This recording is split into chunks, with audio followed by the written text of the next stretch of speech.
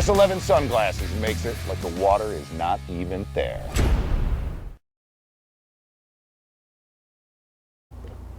Hey, I'm Jon VanDam, Bassmaster Elite Series Pro. We're here with Michigan Outdoor News. You know, one of the techniques that undoubtedly wins a lot of tournaments at home is skipping docks. There's no doubt in the Michigan area that is one of the most productive techniques, and a lot of guys do it, but a lot of guys, you know, will fish with a spinning rod, they'll skip a tube, or they'll skip a wacky rig or something up under there. One thing that I always have done, and I've been able to go through behind a lot of people and catch fish, is I skip a jig with a baitcaster. You know, it's very hard to do. It can be extremely frustrating, but extremely beneficial if you learn how to do it. Now, we're out here in the middle of the lake. You know, there's no docks around, no nothing, but that is the best place to learn how to skip a baitcaster.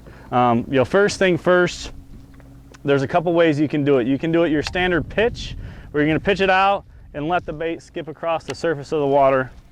Or what I typically do to be able to get some good velocity on it and even a little bit of accuracy is I'll do a roll cast, and I'll hold this bait, you know, so it's about 3/4 of the way down the rod, and I'll just roll it real fast and you can skip it right across the surface of the water. You know, keep that bait you know, down right up against the surface. So the hard part is, when doing this, is trying to figure out that release point.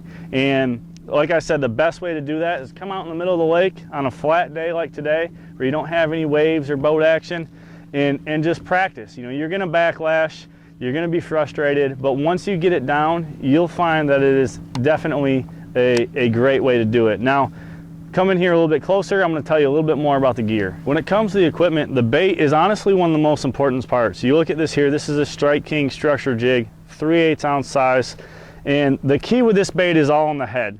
You know, the head design on this has a kind of a flat bottom to it, and what that allows, if you just think of it like skipping a rock. You know, when you're a kid, you always grabbed a rock and you threw it off the bank and see how many times you get it to skip.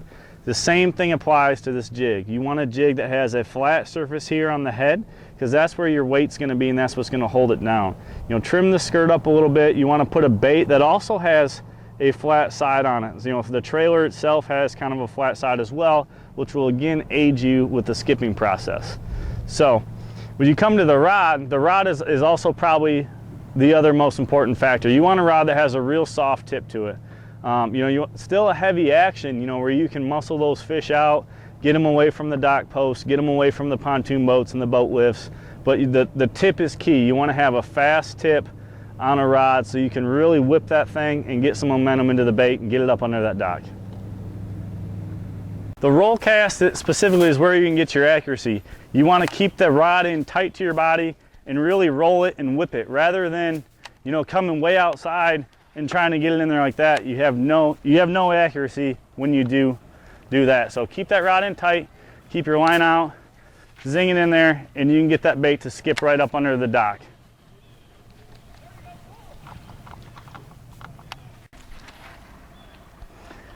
You take that little bit of advice on skipping a jig, and you'll be able to put that bait where no one else can get it to, and those bass can't resist.